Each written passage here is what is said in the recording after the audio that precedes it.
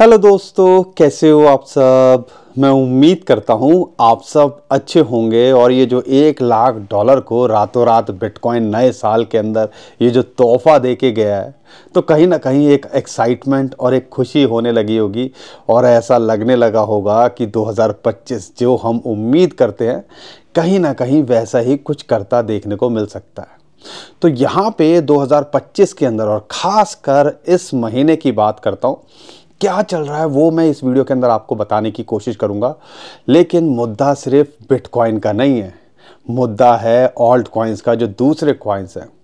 अच्छी बात क्या है, बिटकॉइन $1 लाख को पार करता जब दिखा, उसके बाद ऑल्ट कॉइन्स भी थोड़ा सा मूव करते दिखे।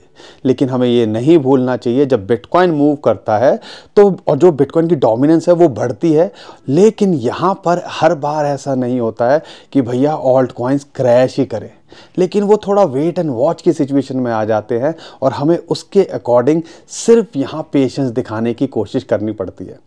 सारा डिटेल में समझाने की कोशिश करूंगा, बिटकॉइन का क्या लगता है शॉर्ट टर्म में वो बताने की कोशिश करूंगा, और मार्केट के अंदर जो चल रहा है और ये जो वेल्स और मैन्युपुलेटर्स हैं जो खेल खेल रहे हैं, इसको समझाने की कोशिश करूंगा। जो $1 लाख से नीचे प्रेशर बना के रखा हुआ था, अब देखो ये बिटकॉइन ETF वाले क्या कर रहे हैं और पिछले 2 दिनों के अंदर उन्होंने क्या किया है। ये आंखें खुली की खुली रह जाएंगी कि भैया यहाँ पर खेल सच में बहुत बड़ा है, जो शायद हम समझ नहीं पा रहे हैं अभी भी। तो ये समझाने की तो कोशिश करूंगा, बिटकॉइन का शॉर्ट टर्म में क्या लगता है वो भी मैं इस वीडियो के अंदर आपको बताने की कोशिश करूंगा। मार्केट के अंदर क्या चल रहा है वो भी आपको जो डेटा निकल के आ रहा है शेयर करने की कोशिश करूंगा। और यहाँ पे 5-7 कॉइन आज भी हम आपके साथ में शेयर करेंगे, और बड़े कॉइन्स हैं और कॉमनली उनमें से कॉइन्स आप हमसे पूछते भी हो, तो उनके बारे में भी इस वीडियो के अंदर मैं आपको बताने की कोशिश करूंगा। दोस्तों, सिचुएशन कैसी भी हो, आपका भाई आपका साथ यहाँ देने की कोशिश कर रहा है, तो आप भी हमारा साथ दे सकते हो ना। वीडियो को लाइक और चैनल को सब्सक्राइब कर लिया करो, क्योंकि हमें भी जो है ना कहीं आपकी तरह साथ की ज़रूरत होती है। और 2025 जो हिस्टोरिकली डेटा कहता है और जो माहौल बन रहा है, और ऐसा हुआ तो साथ बना रहना चाहिए। लेकिन यहाँ पर कल हुआ क्या, या आप कह लीजिए मार्केट के अंदर हो क्या रहा है, सबसे पहले इसको समझने की कोशिश कीजिएगा। बिटकॉइन ETF का खेल किसी से छुपा नहीं है। हमें नए साल से पहले लग रहा था कि भैया बिटकॉइन ETF के अंदर सेलिंग देखने को मिल रही है, यहाँ पर उनकी वजह से प्रेशर देखने को मिल रहा है। कई लोग उन पे ब्लेम लगाने लगे कि इंटेंशनली $1 लाख के नीचे इन्होंने प्रेशर बना के रखा हुआ है।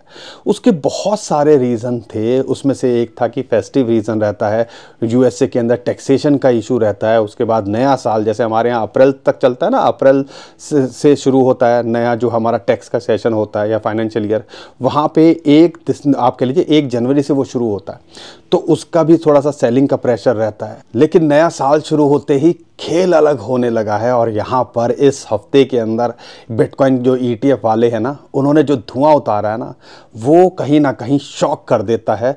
क्योंकि यहाँ पर ये 7-7, 8-8 हज़ार करोड़ रुपए के बिटकॉइन पिछले 2 दिनों के अंदर, 10-10 हज़ार के आसपास के बिटकॉइन पिछले 2 दिनों के अंदर इन्होंने खरीदे, जो लगभग 900 या मिलियन या आप कह लीजिए $1 बिलियन की वर्थ के होते हैं। अब यहाँ पर $1 बिलियन कहने को तो लगता है सिर्फ एक है, लेकिन इसको अगर कैलकुलेट करते हो तो 8-8.5 हज़ार करोड़ रुपए होता है। और मार्केट के अंदर ये ऐसे खरीद रहे हैं कि जैसे कि कोई गाजर मूली खरीद रहे हो। तो कहीं ना कहीं हमें ये समझने की कोशिश करनी है कि यहाँ पे बिटकॉइन ETF वालों का खेल बहुत बड़ा है, और अभी भी जितने एग्रेसिवली ये बाइंग कर रहे हैं, और ये हमें समझने की कोशिश करनी है। और यही मैं आपको कहता हूं कि यहाँ पर अगर $1 लाख पे जो हमने पुश देखा ना, ये एकदम से पिछले 2 दिनों के अंदर 90 के आसपास झूल रहा था, 92 के आसपास झूल रहा था, और एकदम से पंप करता दिखा, उसके पीछे का ये रीज़न है। और ये सिर्फ इकलौता रीज़न नहीं है, इसके अलावा अगर माइक्रो स्ट्रेटजी की बात करते हैं, उन्होंने भी कल अनाउंसमेंट करी, और हेड्स ऑफ है माइकल सेलर को। 1000 बिटकॉइन उन्होंने कल भी खरीदे $94,000 पे। और यहाँ पे कल CULR करके एक और नई कंपनी है, लगता है वो भी एक प्लेयर निकल के आ रहा है। ज़्यादा बड़ा अमाउंट नहीं है, 200 के आसपास उन्होंने बिटकॉइन खरीदे, 21 मिलियन के आसपास, 21 मिलियन के आसपास की वर्थ के। लेकिन कहीं ना कहीं कंपनियों की, इंस्टीट्यूशन की एडॉप्शन देखने को मिल रही है। मेटा प्लैनेट तो किसी से छुपा नहीं है, लेकिन यहाँ पर माइक्रो स्ट्रेटजी 4,47,000 बिटकॉइन के आसपास वो खरीद चुके हैं और यहाँ पर अभी $2 बिलियन वर्थ के जो शेयर वो बेचने की बात कर रहे हैं, उसकी भी अनाउंसमेंट आते देखने को मिल सकती है और वो भी बाइंग यहाँ पे देखने को मिल सकती है। अगर वो भी होगा तो नया पैसा भी हमें आते देखने को मिल सकता है और ये भी चीज़ें हमें समझने और ऑब्जर्व करने की कोशिश करनी है। लेकिन इससे बड़ी बात जो है ना, सैल्यूट है, लेकिन आप इस चीज़ में कन्फ्यूज़न मत कीजिएगा या कन्फ्यूज़ मत होइएगा कि कल जो है उन्होंने फॉक्स न्यूज़ के साथ में एक इंटरव्यू किया था माइकल सेलर ने। उन्होंने बोला कि उनके मरने के बाद में जो भी बिटकॉइन उनके पास होंगे वो डोनेट कर दिए जाएं या बर्न कर दिए जाएं, डोनेट नहीं बर्न कर दिए जाएं, यानी ख़त्म कर दिए जाएं ताकि कम्युनिटी को फ़ायदा हो। लेकिन ये आप दो कन्फ्यूज़न कई लोगों के अंदर होने लगी है, तो आपको बता दूं, एक होती है किसी इंसान की पर्सनल होल्डिंग, एक होती है उनकी कंपनी की होल्डिंग। कंपनी की होल्डिंग लगभग 4,47,000 बिटकॉइन की है, लेकिन उनकी पर्सनल होल्डिंग जो है 17,000 बिटकॉइन के आसपास है। तो वो जो उनकी होल्डिंग है वो शायद उनकी बात करें, ना कि पूरी की पूरी कंपनी की वो बर्न कर दें, क्योंकि कंपनी सिर्फ एक इंसान की नहीं होती है, उसके अंदर इन्वेस्टर्स भी होते हैं, उसके अंदर स्टेक होल्डर्स भी होते हैं, बहुत सारी चीज़ें और होती हैं। तो इस चीज़ में कंफ्यूज मत होइएगा। लेकिन फिर भी 17,000 बिटकॉइन यहाँ पे अगर वो बर्न करने की, ख़त्म करने की बात कर रहे हैं तो सैल्यूट है इस इंसान को। क्योंकि हमारे जैसे आम आदमी की बात करें, हम 100 रुपये भी जला देंगे ना तो हमारे ऐसे लग जाएगा पता नहीं जान हाथ में आ गई है। और यहाँ पर वो 17,000 बिटकॉइन को कह रहे हैं कि भैया मेरे मरने के बाद इसको जो है ख़त्म कर देना। क्या कैसे इंसान होते हैं यार, क्या क्या सोच होती है इनकी कि कम्युनिटी के लिए हम कुछ फ़ायदा कर सकें। तो ये कई लोग ऐसे भी हैं यहाँ पर। लेकिन जो ग्लोबली चल रहा है ना क्रिप्टो करेंसी मार्केट के अंदर, उसको थोड़ा ध्यान दीजिएगा, क्योंकि हम जो है एक लेवल ऊपर चले गए हैं इंस्टीट्यूशन से। पहले रिटेलर्स की बात होती थी, फिर यहाँ पे छोटी मोटी कंपनीज की बात होती थी, फिर इंस्टीट्यूशंस की बात होने लगी, ये बड़े बड़े बिग जाइंट्स इन्वेस्टमेंट हाउस की बात होने लगी। लेकिन अब बात हो रही है कंट्रीज़ की और यहाँ पे अब बात हो रही है गवर्नमेंट्स की। और यहाँ पे हमें पता है डोनाल्ड ट्रंप 20 तारीख को प्रेसिडेंट बनेंगे, शपथ लेंगे और उसके बाद में उम्मीद की जा रही है क्रिप्टो करेंसी को लेके काफ़ी प्रो वो डिसीजन लेते देखने को मिल सकते हैं। और यहाँ पे उसी की वजह से एक माहौल तो बनता देखने को मिल रहा है। लेकिन यहाँ पे कहानी सिर्फ यूएसए को लेके नहीं है। और हमें ये भी पता है कि कनाडा के जो प्राइम मिनिस्टर हैं उन्होंने स्टेप डाउन कर दिया है, रेजिग्नेशन दे दिया है मिस्टर ट्रूडर ने। और यहाँ पर जो प्रो क्रिप्टो कह रहे हैं, जिनका नाम है मिस्टर पेरी, वो नए प्राइम मिनिस्टर बनते देखने को मिल सकते हैं। और पॉली मार्केट पे ये बात चल रही है और यहाँ पर 85% जो उम्मीद कर रहे हैं लोग, वो यही कर रहे हैं कि मिस्टर पेरी बनते देखने को मिल सकते हैं। और वो भैया कनाडा के अंदर बिटकॉइन से शॉर्मा बाय करके वीडियो बना के खाते देखने को मिल रहे हैं। तो कहानी बहुत ऊपर जा चुकी है। यहाँ पे कनाडा हो, अगर हम बात करते हैं यूरोपियन यूनियन की बात करते हैं, कई कंट्रीज़ के एडॉप्शन की बात करते हैं, यूएसए तो इसके अंदर है ही। यहाँ पे कई कंट्रीज़ जो है उम्मीद की जा रही है आने वाले टाइम के अंदर लीगल करते देखने को मिल सकती है। और अगर यूएसए ने बिटकॉइन के रिज़र्व के लिए डिसीज़न ले लिया और बना दिया तो कई कंट्रीज़ इसको रिज़र्व के अंदर रखते देखने को मिल सकती है। तो कहीं ना कहीं ऐसा लगता है ये जो ईटीएफ वाले हैं ना, इस चीज़ को पकड़ने की कोशिश कर रहे हैं कि भैया कंट्रीज़ इसको लपकने की कोशिश करें, उससे पहले जितना माल हम बटोर सकें उसको यहाँ बटोरने की कोशिश करें। अब ये आप समझिए मार्केट के अंदर चल क्या रहा है, ओवरऑल सिचुएशन चल क्या रही है। तो ये हमें समझने की कोशिश करनी है और शायद यही एक माहौल बना रहे हैं। और ऐसा लगता है आने वाले टाइम के अंदर जो हम उम्मीद करते हैं 2025 से या खासकर पहले क्वार्टर से, वैसा कुछ होता देखने को मिल सकता है। क्योंकि हिस्टोरिकली अगर Q1 को देखते हैं, इसको आप ऑब्जर्व कीजिएगा, 2021 हाफिंग के बाद का ज़बरदस्त रहा। ऐसे ही 2000 अगर हम 17 हाफिंग के बाद का जो 2016 में हाफिंग हुई थी, ज़बरदस्त रहा। यानी कि आप कह लीजिए साल सारा अच्छा रहता है, कुछ ही महीने होते हैं जिसके अंदर मार्केट थोड़ा सा करेक्शन लेती है, नहीं तो हरियाली रहती है। तो यहाँ पे हमें जल्दबाजी भी नहीं करनी है एग्जिट करने की, लेकिन हमें ऐसा भी नहीं करना है कि हमें कुछ कॉइन्स के अंदर अगर अच्छा कुछ कमाई हो रही है या वो अच्छा कर गए हैं तो वहाँ पे प्रॉफिट बुक करने पे भी हमें फोकस करना है। तो ये सारी चीज़ें करने की कोशिश करनी है। और यहाँ पर उम्मीद करता हूँ कि 2025 एक अच्छा साल होता देखने को मिल सकता है, जो हमें लगता ही है है कि होना चाहिए। बाकी दोस्तों, हाथ कंगन को आरसी क्या और पढ़े लिखे को फारसी क्या, जो भी होगा आने वाले दिनों के अंदर हमें पता चल ही जाएगा। लेकिन यहाँ पर अगर मैं बिटकॉइन की शॉर्ट टर्म में बात करता हूँ तो क्या निकल के आता है, 1 लाख से 1,02,000 3,000 आप कह लीजिए एक रेजिस्टेंस जोन है, जो हमने पहले ही बताया हुआ, जो सर्कल नंबर 8 है वहाँ फंस रहा है, क्योंकि फिबोनाची की रेशियो है 1.618, वहाँ उसको एक रेजिस्टेंस मिलती है। लेकिन इसके पार जाता है तो हमें लगता है $1,10,000 का इसका अगला टारगेट हो सकता है, और हम ज़्यादा शॉक नहीं होंगे जिस हिसाब से माहौल बन रहा है कि उसको भी छूता देखने को मिले। लेकिन अगर यहाँ से रिजेक्ट होता है तो वही एक अपनी सपोर्ट जोन है इसके पास में। एक तो 50 डे मूविंग है, ये जो ग्रीन लाइन दिख रही है वो एक इमीडिएट सपोर्ट निकल के आती है। उसके बाद 90 से 92 93,000 डॉलर्स का जो जोन है वो एक इंपॉर्टेंट सपोर्ट निकल के आता है, और वहाँ पे भी नहीं मिलती है तो 83 से 85,000 डॉलर्स का जो जोन है वो तो वहाँ पर है।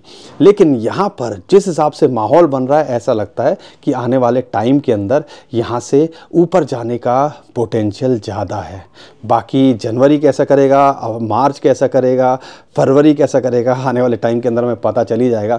लेकिन हमें तो बहुत उम्मीद है। आपको क्या उम्मीद है, आप हमें कमेंट में ज़रूर बताइएगा।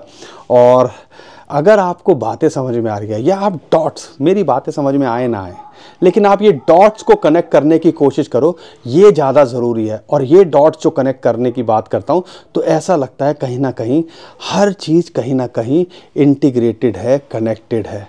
तो हमें यहाँ पे ये सारी चीज़ों को ऑब्ज़र्व करना है और अपने लिए क्या बेस्ट स्ट्रेटजी हो सकती है उस पे काम करने की कोशिश करनी है। और अगर आप ये कनेक्ट कर पा रहे हो डॉट्स, जो हमें लगातार पिछले 10 साल से कनेक्ट कराने की कोशिश कर रहे हैं, तो अपने भाई को सपोर्ट कर दिया करो, वीडियो को लाइक और चैनल को सब्सक्राइब कर लिया करो। और करते नहीं हो, कई लोग कहते हैं हम तो पहले ही कर देते हैं, उनको तो ढेर सारा प्यार, लेकिन कई लोग नहीं कर पाते हैं, उनसे तो हम रिक्वेस्ट कर ही सकते हैं ना कि भैया अपने भाई को सपोर्ट किया करो, ठीक है ना।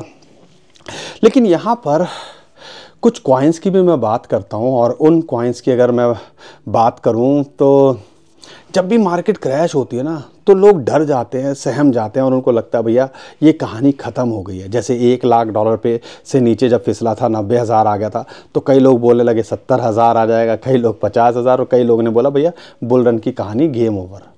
ये चीज़ें चलती रहेंगी, लेकिन हम अगर थोड़ा सा रिस्क ढंग से मैनेज कर पाएँ, या अपना पोर्टफोलियो डिज़ाइनिंग अगर कर पाएँ, और हम अगर डिफरेंट कॉइन्स, अगर कॉइन्स की बात करते हैं, पोर्टफोलियो को ढंग से मैनेज कर पाएँ, तो ऐसा लगता है कि हम इस डर से थोड़ा सा निजात पा सकते हैं, थोड़ी राहत मिल सकती है।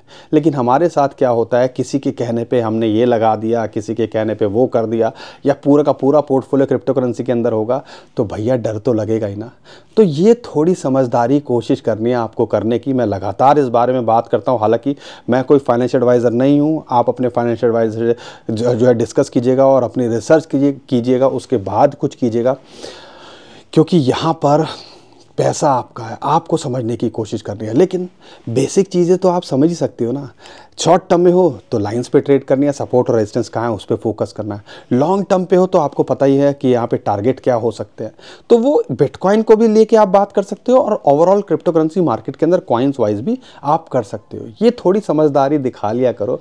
मैं बार बार इस पर फोकस इसलिए करता हूँ क्योंकि जब प्रॉफिट बन रहा होता है तब हम ये भूल जाते हैं कि हमें अपना पैसा भी निकालना है, यानी कि हमने एग्जिट भी करना है, अपना कम से कम प्रिंसिपल को साइड कर लेना है। अब ये सारी चीज़ें थोड़ी समझने की कोशिश किया करो। तो यहाँ पे मैं 5-6 कॉइन आज भी आपके साथ शेयर करूँगा, लेकिन उससे पहले आप कई लोग मुझसे एक कॉमन क्वेरी पूछते हैं कि सर कौन से एक्सचेंज को हम यूज़ करें जिसके ऊपर ये कॉइन्स मिल सकें। तो ये ज़्यादातर कॉइन्स जो मैं अभी शेयर करने वाला हूँ वो इंडिया का one of the biggest crypto currency exchange है मुद्रेक्स, वहाँ पे आपको मिल जाएंगे। और ये FIU कंप्लाइंट है, 600 से ज़्यादा क्रिप्टो करेंसी वहाँ पर है जिसके ऊपर आप ट्रेड कर सकते हो। और इंटरेस्टिंग बात क्या है, बैंक के थ्रू भी लेना देना किया जा सकता है, UPI यूज़ कर सकते हो, या आप बैंक के थ्रू अपना फ़ंड ट्रांसफ़र करके USDT बाई कर सकते हो। बहुत सारे लोग बोलते हैं कि भैया P2P स्कैम के अंदर हम फंस जाते हैं, या P2P के अंदर बहुत सारे स्कैम निकल के आ रहे हैं। तो बेस्ट यही है ना कि भैया P2P के अंदर पड़ो ही मत। यहाँ पे अगर आपको इंडियन एक्सचेंज अगर बैंक के थ्रू लेना देना डायरेक्ट करने को मिल रहा है तो फालतू के पचड़ों में या लफड़ों में फंसना ही क्यों। तो यहाँ पे एक और इंटरेस्टिंग बात क्या है इसके अंदर कि भैया आप आप क्रिप्टो करेंसी को भी विड्रॉल कर सकते हो। डिपॉजिट तो सारे एक्सचेंज दे देते हैं, लेकिन ये क्रिप्टो करेंसी को विड्रॉ का भी ऑप्शन आपको देता है। और यहाँ पर और ज़्यादा डिटेल के लिए नीचे डिस्क्रिप्शन में मैंने लिंक दे दिया है, वहाँ पे जाके आप एक्सप्लोर कर सकते हो। तो नीचे डिस्क्रिप्शन में जो लिंक है वहाँ से जाके आप यहाँ पे रजिस्टर कर लीजिएगा अगर आपने रजिस्टर नहीं किया है, और अपनी KYC कर लीजिएगा और ज़्यादा इसको एक्सप्लोर करने की यहाँ पे कोशिश कीजिएगा। तो दोस्तों अब बात करते हैं यहाँ पे कुछ कॉइन्स की। अगर मैं कॉइन्स की बात करता हूँ तो 5-6 कॉइन हैं, जिसमें से एक इम्पॉर्टेंट कॉइन है और इसको आपको इग्नोर नहीं करना चाहिए, वो है राजा की रानी। बिटकॉइन में अपॉर्चुनिटी छूट गई। यहाँ पे मैं ये कहता हूँ कि इथेरियम में अगर $1000 के नीचे ये मिल रहा था, एक बड़ी अपॉर्चुनिटी छूट गई। लेकिन इथेरियम इस टाइम पे भी बहुत पोटेंशियल रखता है, आने वाले टाइम के अंदर अच्छा करते देखने को मिल सकता है। क्यों? क्योंकि यहाँ पे ये ब्रेकआउट लगाता दिख रहा है। और आप देखो 3350 जो इसको एक इम्पॉर्टेंट सपोर्ट है, उसके जब सपोर्ट मिली उसके बाद अब ये $4000 के लिए ट्राई कर रहा है। और ये मत भूलिएगा, बिटकॉइन के अंदर जैसी थोड़ी सेटलमेंट होती है या थोड़ा सा स्लो होता है तो फिर इथेरियम भागता है, बड़े कॉइन भागते हैं और फिर सारे कॉइन हमें भागते दिखते हैं। तो यहाँ पे अगर पार्ट टू ऑल्ट सीजन को भी देखते हैं तो कहीं ना कहीं ऐसा ही लगता है कि इथेरियम का भागना ज़रूरी है। और इथेरियम के हिस्टोरिकली डाटा को देखता हूँ, 2021 के अंदर पहले क्वार्टर के अंदर 160% रिटर्न दिया। अगर मैं बात करता हूँ यहाँ पर 2017 के अंदर हाफिंग के बाद में 500% से ऊपर का इसने रिटर्न दिया। तो कहीं ना कहीं और उम्मीद जग जाती है कि भैया यार ये क्वार्टर भी इथेरियम अच्छा करता दिख सकता है। और हमें लगता है अगर $4000 को ये पार करता है तो हम ज़्यादा शॉक नहीं होंगे कि इस क्वार्टर के अंदर ये अपने ऑल टाइम हाई को भी छूता दिखे, या इस बुल रन के अंदर एक अच्छा परफॉर्मिंग कॉइन ये निकल के आए। तो इथेरियम 3350 पे एक इंपॉर्टेंट सपोर्ट है और एक 3000 पे सपोर्ट है। रेजिस्टेंस की बात करते हैं तो 4000 के आसपास इसको एक रेजिस्टेंस मिलती है। लेकिन अगर मैं दूसरे कॉइन्स की बात करता हूं तो यहाँ पर बहुत सारे कॉइन्स हैं जिस पे आप फोकस कर सकते हो, और उसमें से जब हमें अच्छे कॉइन ही मिल जाएं तो हम ज़्यादा लोड क्यों लें। सोलाना 50 डे मूविंग अगर इसको एक रेजिस्टेंस मिल रही है जो कि $220 के आसपास आती है।